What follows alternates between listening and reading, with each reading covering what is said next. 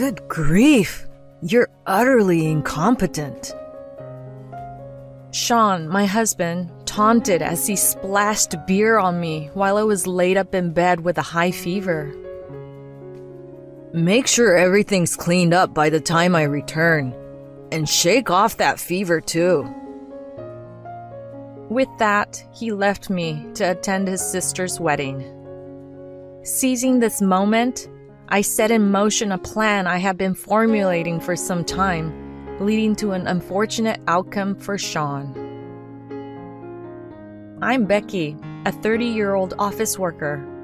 My husband Sean is 33 years old. We fell in love while working together and eventually tied the knot. Sean and I started off as co-workers. He was my superior and responsible for my training. This setup brought us close and sparked a relationship. After 3 years of dating, we got married. As my senior at work, he would foresee the challenges I might face, prepping tasks and organizing meticulous resources for me. He was a really reliable colleague. But he could also be overly possessive. Every time I was working late or felt overwhelmed and tried to seek help from other seniors or managers, he'd interject. Why didn't you come to me earlier? As your mentor, you should be reporting to me constantly. Showing some anger towards my approach. From my perspective, solving issues independently without his assistance would foster my growth. Most importantly, I didn't want to cause him any inconvenience. That was the intent behind my actions. So I retorted, "If I keep leaning on you, I'll be helpless when you're busy or not around." Well, you'll learn over time. As a newbie, it's better to rely on me, your mentor. He countered, mostly disregarding my arguments. I thought that was just how things were supposed to be. Initially, I depended on him for every little thing as he suggested, but I started doubting this dynamic and decided to privately discuss it with my manager. My manager expressed, "It seems like you have a closer bond with your mentor compared to other newcomers, and other employees are missing out on understanding you fully." That's what I thought. I'll strive to be more self-reliant. Sean might be overly eager, as this is his first time mentoring. I don't think he's deliberately stunting your growth, so don't let it upset you. Oh, absolutely not. On the contrary, I feel truly sorry for imposing on him unknowingly. Following this conversation, my manager offered to have a chat with Sean regarding my training. I'm not sure if my manager had a word with him, but Sean approached me soon after. Did you speak to the manager? He had a discussion with me about your training. Oh? What did he say? That you should interact a bit more with the rest of the team. Oh, I see. Did you mention something to the manager? Are you not happy with my mentoring methods? His tone seemed accusatory, but naively, I thought he was just being possessive. However, this moment would soon haunt me. With time, I gradually started networking with other colleagues, and my progress was recognized. 2 years into the job, I was transferred to a different department and used this opportunity to step out of Sean's shadow. We started dating officially after he confessed his love for me. Being separated at work expanded my social circle, and our relationship struck a balance. We got married when I was 28 and moved into a property owned by my parents, but not in use. We hadn't lived together before getting married, and once we started sharing a home, Sean's true nature started to show. He was curious about every detail of my life, and whenever I questioned, why the need to know everything? Isn't it pointless to keep tabs on things that don't concern you? He would respond, "You're not fully informed, so I want to help whenever possible." However, his behavior felt more like scrutinizing my every move rather than mere curiosity, and I soon felt uneasy under his constant monitoring. His behavior gradually intensified, and despite both of us working for the same company, he would say things like, "Why is our home so messy? I know you're working, but can't you manage things a little better? Use your brain." Even when I retorted, "But you could help out a bit too," he wouldn't give in, responding, "I have a job with responsibilities. Just because we both work at the same company doesn't mean we have the same workload. If you were smarter, you could finish your work faster." There was no winning with him. Yes, he had been promoted, but I had my own juniors to mentor, and my work was busier than ever with other increasing responsibilities. I needed his help with household chores, but he seemed to hold the belief that housework is the wife's job, and he openly showed a disgusted face and attitude no matter how many times I asked for help. To avoid his attitude, I started to push myself to handle all the chores on my own. However, no matter how hard I worked to keep our home clean, he was never satisfied. Like a stereotypical nasty mother-in-law, he would run his finger along the edges of the room, saying, "Did you even clean? There's a pile of dust." Or point out tiny wrinkles on his shirts. It seemed like he was determined to find fault. "If you're gonna be so critical, should we hire a maid? I've told you many times that I cannot keep up with the chores when we're both working. You don't want to help out? You don't want a cleaning service? You can't stand the slightest mess? Do you plan on making any compromises at all?" I exploded with the truth that had been piling up day by day and spoke back strongly. "Huh? You want to cover your own shortcomings with money? We're not both working so we can waste money like that." You call it wasting money, but if the chores are so behind that it's causing arguments, then hiring a maid is not wasteful, but rather a solution. Despite hearing my reply, he glared at me with an expression that seemed to say that this conversation was going nowhere, and said, "Fine, I'll help out with the chores when I have time," offering some sort of compromise. To me, frankly, I thought it would be reasonable for us to both share the chores equally since we were both employed, but for the moment, I accepted his offer. The following week, my manager pulled me aside, asking, "Becky, do you feel overwhelmed with your workload?" "Huh? No, not really. I mean, isn't it about the same as what everyone else is handling?" I answered truthfully to the manager's question, after which he started to fill me in. Sean, it seems, had been bragging in his department, saying, "Becky is swamped and exhausted. I want to support her, so I do the housework on my days off to give her a chance to rest."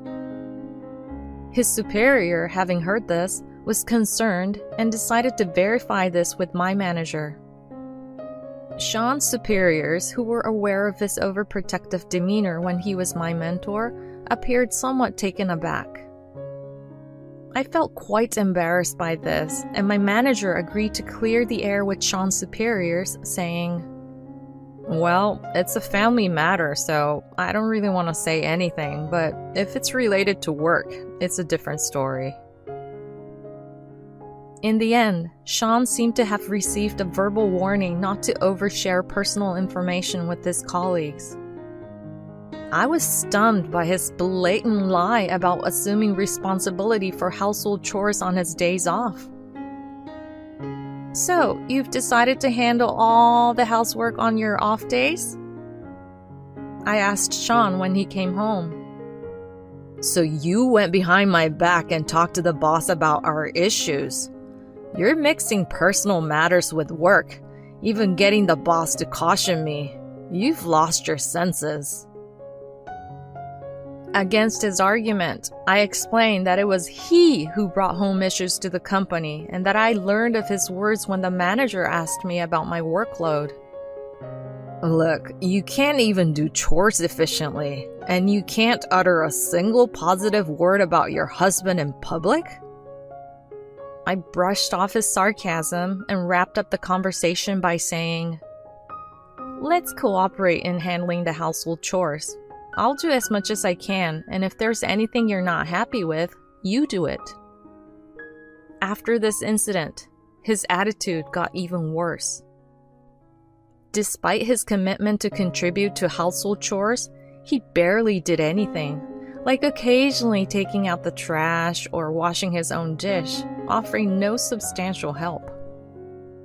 Even then, he was sloppy about sorting things out and would wash oily and non-oily dishes together, leaving me to rewash the dishes he'd cleaned.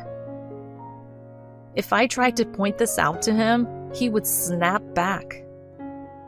I've been taking care of you at work for a long time, and you can't even help me out on things like this? You're really useless. Don't act superior at home just because you got a bit of work responsibility. I could feel my love for him and my happy memories slowly disappearing from my heart. One day, we received the happy news that his sister was getting married. Being a married couple, we were naturally invited to the wedding and we were set to attend together. The wedding of my sister-in-law was to be held at a location close to their family home, and we planned to take a few days off and stay at their place. However, the clashes with them continued even as I was looking forward to my sister-in-law's wedding, and I had decided in my heart that I would divorce him after the wedding was over. I was aware that he was deeply attached to me, so I had been discreetly gathering evidence to facilitate a smooth divorce. Above all, I was preparing to take a major revenge on him, who continued to belittle me as useless. Then, before we knew it, it was the day before my sister-in-law's wedding, a chilly Saturday. While I was out on the balcony hanging laundry, Sean inexplicably locked the balcony door from inside. "What are you doing?" You've been getting too sassy lately. Spend a day in reflection so you don't embarrass us in front of my relatives tomorrow. I was astounded at him laughing through the glass. As I had just stepped out to hang the laundry, I was lightly dressed for the temperature and didn't have my phone with me. I knocked on the door and pleaded, "Unlock the door! I'll catch a cold!" many times, but he turned a blind eye to me and even went out. It was around the end of January, and I had to wait for him to come home, shivering in the cold. However, a few hours later, the lady next door noticed me crouching and shivering when she came out on her balcony to taking her laundry. She let me climb over to her balcony with a ladder, though it was a bit dangerous, and I waited for Sean to come home. The lady next door was very worried about me, and when I explained the situation, she even prepared a warm soup for me. After a while, I heard the sound of a car pulling into our driveway and realized that Sean was back. He was quite surprised to see that I had escaped the balcony, but he scowled at me with disgust, saying, I can't believe you dragged our next-door neighbor into our issues. We're a married couple and our problems should stay between us. Why do you always have to involve outsiders? I was so disoriented from the cold that I couldn't muster a response to his sarcastic remark, and I just crawled into my bed. The next day, as expected, I had a high fever and wasn't well enough to attend my sister-in-law's wedding. Seeing me like this, he clicked his tongue in annoyance and yelled without any hint of concern. If you can't even attend my sister's wedding, you're a complete failure as a wife. You're utterly useless. Moreover, he dumped a can of ice-cold beer over my head while I was sleeping, saying, "Clean up this mess by the time I return, and shake off that cold too," before leaving the house. All I could do was reply quietly with a feeble yes to his retreating figure. Once I was certain that the sound of his car had receded, I got up from my bed and began executing my plans a bit earlier than I had anticipated. First, I contacted my attorney, who I had been in touch with, and requested him to dispatch a legal notice to Sean's parents' house, stating my intention to divorce him and seek alimony. I also reached out to my parents about my decision to divorce Sean and asked if I could move in with them for a while. Have you made arrangements to move? No, not yet. I made the decision last night, so I'm gonna start looking for a moving company or real estate agent from today. There's no need to wait. We'll come pick you up right now. I had previously hinted at my situation to them, and after overhearing the call, my brothers rushed to my house to help. Sean was supposed to stay with his parents for about 5 days, but if he saw the certified letter, there was a chance he would cut his trip short and return earlier. So we quickly packed my belongings and escaped from my home over the next 2 days, returning to my parents' house. The next day, I woke up to find a barrage of missed calls from Sean. Without giving them a second thought, I turned off my phone, caught up on some more sleep, and then got myself to the hospital. After getting some meds and getting my fever under control, I called up the real estate agent and said, "I know it's sooner than we discussed, but I've decided to put the house on the market." The house we had been living in was an older property my parents had given me as a wedding gift, telling me, "It's a pre-owned property, so once you have saved enough to build your own place, feel free to sell it and use the money towards your new home." When I decided to divorce Sean, I asked my parents if it was okay to sell the house, and they responded, "Yeah, sell that house you lived in with that man right away." So I was able to sell it without any hesitation. Sean, totally oblivious to all these developments, bombarded me with calls and emails once I turned my phone back on. His messages were filled with arrogant remarks like, "A divorce? Really? You who can't do a thing without my help talking about divorce and demanding alimony? Cool off and give it a thought till I return home." I simply replied, "Anyway, I'm selling the house, so you might want to start looking for a new place." And then printed out these messages to hand over to my lawyer. The lawyer then instructed him to handle all further communication related to the divorce through him. Sean's daily belittling comments, his inappropriate behavior at work, and the incident where I was left locked out on the balcony on the eve of his sister's wedding, from where I had to be rescued by a neighbor, all played a pivotal role in getting the divorce finalized and securing the alimony. Until the end, he kept telling his lawyer, "Becky can't live a normal life without me, and divorcing me would be nothing but a disadvantage for her. Please convince her somehow." So I had the lawyer tell him that I was capable of leading a much better life without him and that his presence in my life was unnecessary. Later, I shared news of the divorce with my boss at work.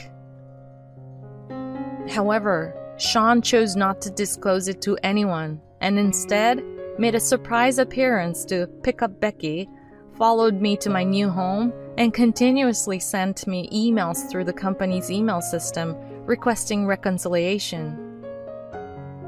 His actions didn't go unnoticed by our colleagues, and the HR department noted his misuse of company email. As a result, the company judged that he was stalking his ex-wife, me.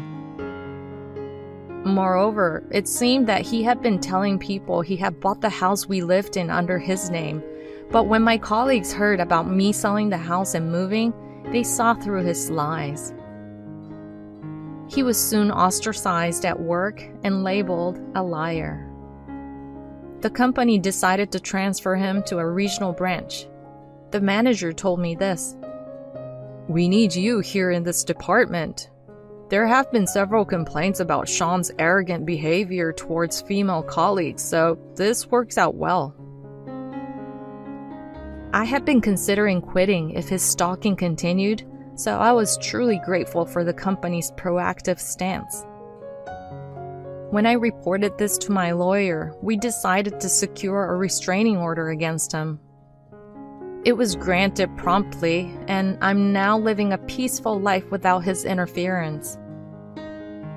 It seems that from my early days at the company, he had intended to shape me into a woman who would comply with his wishes, always trying to meet my needs in a way that would make me reliant on him while discouraging dependence on others. After I left the department, he apparently tried to exert similar control over another new female employee. However, she proved to be assertive, and he quickly gave up, redirecting his obsession towards me. When I learned from my lawyer about his manipulative mindset, it was shocking. However, on the flip side, I felt a wave of relief knowing I was free from such a person. Now, my life isn't dictated by anyone. I can wholly dedicate myself to my work, and being single allows me to take shortcuts with house chores. It's a comfortable and laid-back life.